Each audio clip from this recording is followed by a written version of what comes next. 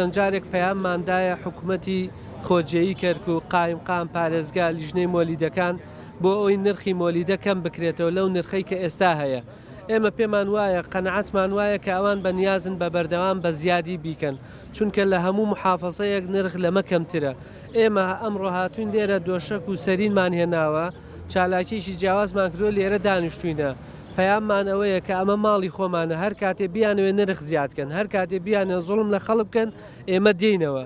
پێش ئەوەی نرخی مۆلیدە دیاریکرێت لە عادەتەن لە 28 مانگ بۆ 29 مانگ دیاریەکرێ ئێمە پێشوەخت دەستمان پێش خستووە پەیامێکمان پێیە کە دەڵێن ئەم جارە نرخی مۆلیدە زیاد نەکەن.